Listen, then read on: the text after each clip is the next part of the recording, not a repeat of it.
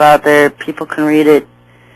Say it on the site. I don't know if it's correct in the timelines. But it goes to reason if he says there's a hurricane in New Orleans and then this and this and this are going to happen. I mean, we try to follow this closely as possible. So just take it with a grain of salt, folks. Just take it with a grain of salt. I know, obviously, this person's a supporter. I'm just really one of these people. We'll just wait and see. He was saying that 4 cities would be hit in December. Have seen this also myself in the codes. 4 cities being hit by nuke bombs. Don't have a year. And it's hard to pinpoint years on anything because the Lord can delay it. He can cancel it. He can push it back. He can speed it up. All kinds of things. So unless you've got a word from the Lord that says this is going to happen this month, this year, then you're just guessing. You're just trying to put timelines together. And so the best thing you've got is a good guess. And so that's all it is with the Chuck Young branch and everybody else that I'll be posting on my website. Things they say don't come to pass. Then just look at something else that they say that might, I don't know. People say, well, if he's saying it's from the Lord, doesn't pass, then he's a false prophet. We can go that route too. Because I haven't seen one person yet prophesy every little thing that's going to happen at a particular date and time that's going to come to pass. And you know what? Even in the Bible code, you can't do that with dates and times. I know dates and times. There's months. Every once in a while, you'll get a year. And even for one event, several months can be listed. And then you can also have ambiguous terms like canceled, completed, delayed. You see that all the time. It's just, unless you got a sure word from the Lord himself, like I said, you're just playing a guessing game, an interpreting game, and trying to interpret what's in front of you to the best ability that you can, other than having something directly from him on it.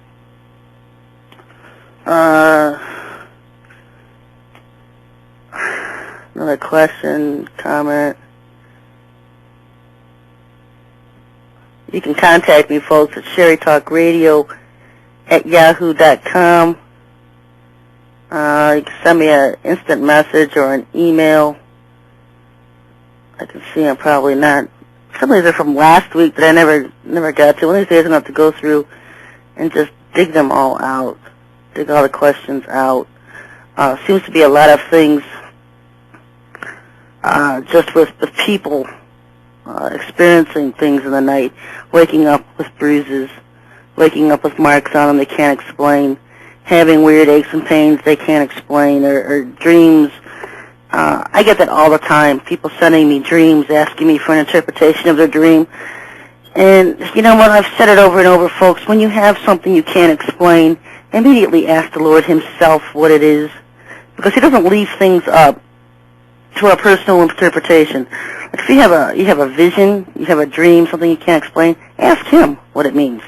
Why wait 30 days, 60 days, 2, 3, 4 months down the road before you start asking around to other people what it meant? Because then you're looking for man's interpretation of your dream. And I just do not buy into that, period, at all.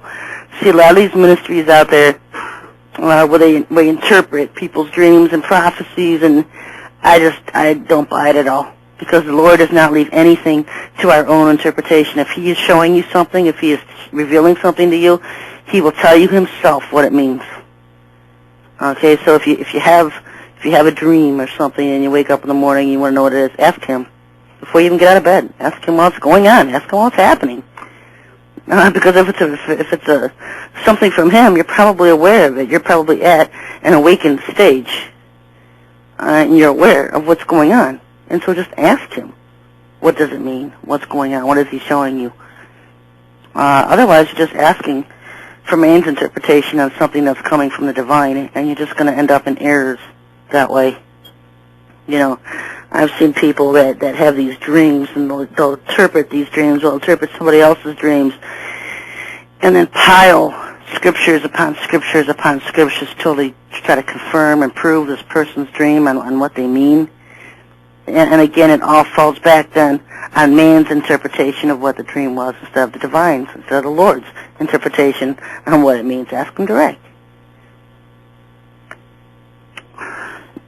You know, the Bible says there's only two places that we can spend eternity, and that's either heaven or hell. And if you don't believe in hell, doesn't mean it's going to go away. Doesn't mean it doesn't exist. There's no second chances once you're dead. You're not going to reincarnate over and over and over again until you get it right. You know, you live now, and you be accountable when you're dead for your actions you did. For now, there's accountability. And that's one of the biggest lies coming out of the New Age camp, is that right now there's no accountability when we die. We just go and we get slapped on the hand for being bad, and we reincarnate into something else to come back and do it over again, and perhaps get it better the second time around, or the third time, or the fourth time, or the fifth time. And this kind of teaching totally negates accountability and judgment. And that's what I've said every time when you will hear false teachings. It's because it negates and takes away from a truth, from a true teaching, a true doctrine. It negates something that the Lord has firmly taught. And that's why they're deceptive, good teachings, and that's why they're so dominant, because especially the ones that will completely and outright negate something that he has taught will be the ones that will be picked up and be dominant. Like you'll hear now that there's no hell, there's no accountability, there's no judgment, there's just reincarnation over and over again. There's no God of judgment, there's a God of love. When 50-60% of the Bible portrays the acts of a judging God, and yet they negate all the facts and attributes of being a God of judgment, and lie about it and hide it, and talk about how he's only a God of love.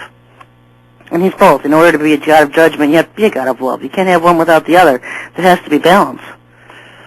Now in Hebrews 9:27, the Bible says it is appointed unto man once to die, but after this the judgment. And if you look at Revelation chapter 20, John says, "And I saw the dead, small and great, stand before God. And the books were opened, and another book was opened, which is the book of life. And the dead were judged out of those things which are written in the books, according to their works.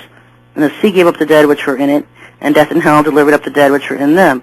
And they were judged every man according to their works. And whosoever was not found written in the book of life was cast into the lake of fire." Clearly, these people are judged based on their works. Every person who has ever been born will stand before the Lord in judgment. Either the great white throne judgment at the end of the millennial reign, 1,000-year millennial reign here on earth, or when they die at the judgment seat of Christ, where believers are judged, and where they will lose rewards for things that they didn't do here on earth, or that they did out of greed or commercialism or other reasons other than pure love for the Lord. Where their works will be judged and they will be rewarded. And so there's two different types of judgment, because if you're at the great white throne one, you're already condemned. Every person that stands in that judgment is going to be cast into the lake of fire. A couple of things that the Bible, how it describes hell. Describes it as a lake which burneth with fire and brimstone, a bottomless pit, a horrible tempest, a place of torment, a place of everlasting punishment, a place where people cry for mercy, a place where they wail, a place where they have no rest or peace, a place from which the smoke of their torment setteth up forever and ever, a place from which there is no escape. Now Jesus said in Matthew 11:23, "He that is not with me is against me." You know, heaven is a prepared place for a prepared people. It is for those who have accepted the Lord, those who have walked after him, have walked in him, have sought him through their lives, have made him their priority. And so it's a prepared place for prepared people. And all those who don't like the Lord, who don't follow him, who reject him, who deny him, won't have to worry about going to heaven and being with him. They're going to spend eternity in hell. They're going to get exactly what they want away from the Lord for eternity. I had promoted a book on my site. I still have it there, SherryShriner.com. You'll read a link on my website, Revelations of Hell. And there's two different stories there. I have the book. You can